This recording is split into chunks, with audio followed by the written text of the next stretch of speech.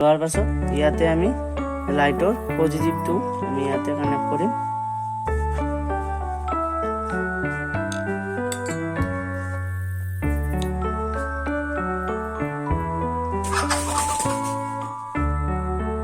তো এইটো আমাৰ কানেকশ্যন সম্পূৰ্ণ হৈ গ'ল। তো ইয়াতে ৰেজিষ্টেঞ্চৰ এটা মোৰ দিছোঁ, ইয়াতে বেটাৰী পজিটিভ আৰু চ'লাৰৰ পজিটিভ আৰু এলইডিৰ পজিটিভো আমি কমন কৰি লৈছোঁ। তাৰপাছত এইবাৰ IRF Z44N-ৰ মিডিল পইণ্ট অৰ্থাৎ ড্ৰেইনটো আমাৰ ইয়াৰে লগত কানেক্ট থাকে হিটচিংকৰ লগত, গতিকে আমি এইটো কানেকশ্যন দি দিছোঁ এলইডিৰ আউটপুটৰ নিগেটিভত। তো আমি এইবাৰ চ'ৰ্চত দিছোঁ নিগেটিভ, এই LDRৰ এটা পইণ্ট আৰু চ'লাৰৰ এটা পইণ্ট আৰু বেটাৰী এটা পইণ্ট। তো গতিকে এতিয়া আমি বেটাৰী সংযোগ কৰি চাম টেষ্টিং। বেটাৰী সংযোগ কৰিছোঁ পজিটিভ নিগেটিভ চাই পেলাই, চাব এইটো খুব ধুনীয়াকৈ গ্ল' কৰিছে।